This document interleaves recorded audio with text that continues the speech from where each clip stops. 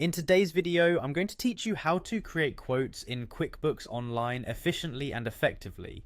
We'll walk through each step in detail to ensure you're confident and ready to customize your quotes for clients or projects. So let's dive right in. First, you'll want to start by clicking on the Sign In button.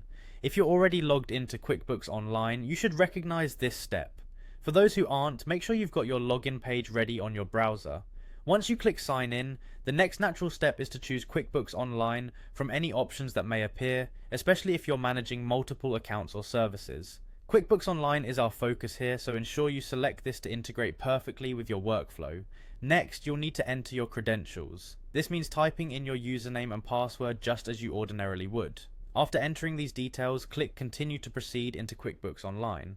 This gateway gets you into the platform where you can manage all your business transactions and documentations like quotes. Once inside, direct your attention to the top left corner where you'll find the New button. Clicking this opens up a range of options for creating different kinds of transactions. For our purposes today, you'll want to click on Estimate. Selecting estimate is crucial because quotes are essentially estimates that convey anticipated costs to your customers before finalizing any sale. Now it's time to personalize the quote. Start by adding the customer's name and their email. Adding this information ensures that your quote reaches the right individual and specifies who authorized the transaction. Moving on, it's vital to set an estimate date and an expiration date.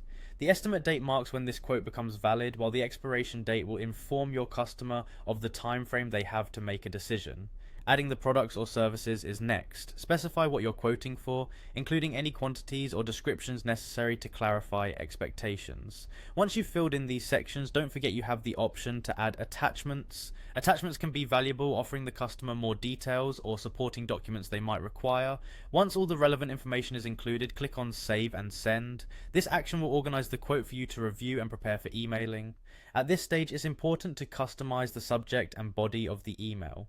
Make sure these sections clearly communicate to the customer. They should know exactly what the email is about from the subject line and have any key information highlighted in the body. Finally, when you're satisfied, it's simply time to click Send. This dispatches the quote directly to the customer's inbox and is the finish line in our quotation creation process. Remember, estimates are non-posting transactions, meaning they do not affect your accounting records until converted to invoices. So there you have it, a complete guide to generating quotes in QuickBooks Online. Practice these steps to enhance your efficiency and professionalism whenever preparing customer estimates.